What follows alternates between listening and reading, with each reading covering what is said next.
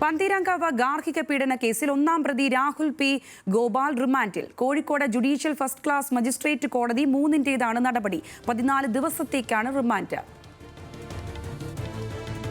വിവരങ്ങളുമായി ദിലീഷ തിലകൻ ചേരുന്നുണ്ട്. ദിലീഷ, എന്തൊക്കെ വകുപ്പുകളാണ് ഇയാൾക്കെതിരെ ചേർത്തിരിക്കുന്നത്? ഒപ്പം തന്നെ മറ്റു വിവരങ്ങൾ കൂടി.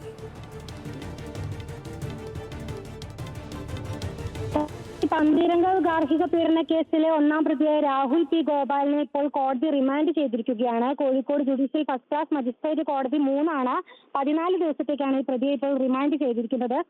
വൈദ്യപരിശോധനയ്ക്ക് ശേഷമാണ് പ്രതിയെ കോടതിയിൽ ഹാജരാക്കിയത്. പറവൂർ സ്വദേശിയായ യുവതിയുടെ പരാതിയിൽ ഭർത്താവായ രാഹുലിനെതിരെ വീണ്ടും പോലീസ് കേസെടുക്കുകയായിരുന്നു. കഴിഞ്ഞ ദിവസമാണ് രാത്രി മർദ്ദനമേറ്റ യുവതിയെ കോഴിക്കോട് മെഡിക്കൽ കോളേജ് ആശുപത്രിയിൽ ചികിത്സയ്ക്കായി എത്തിച്ചത്. ഭർത്താവിന്റെ മർദ്ദനമേൽക്കുകയായിരുന്നു. തുടർന്ന് പോലീസ് യുവതിയുടെ മൊഴിയെടുത്തു. ഈ ഭർത്തൃപീഡനം, നരഹത്യാ ശ്രമം എന്നീ വകുപ്പുകളാണ് രാഹുലിനെതിരെ ചുമത്തിയിരിക്കുന്നത്.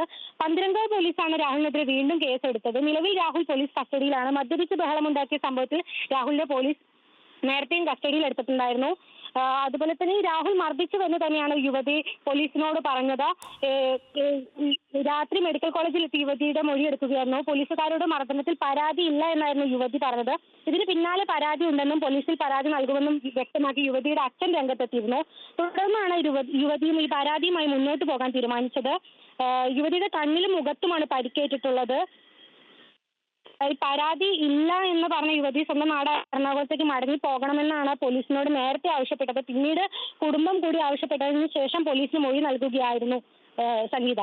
ശരി ദിലീഷ. പന്തീരാങ്കാവ് ഗാർഹിക പീഡന കേസിൽ രാഹുൽ റിമാൻഡിൽ പോയിരിക്കുന്നു. 14 ദിവസത്തേക്കാണ് റിമാൻഡ്. ദിലീഷ തിലകനാണ് വിവരങ്ങൾ നൽകിയത്.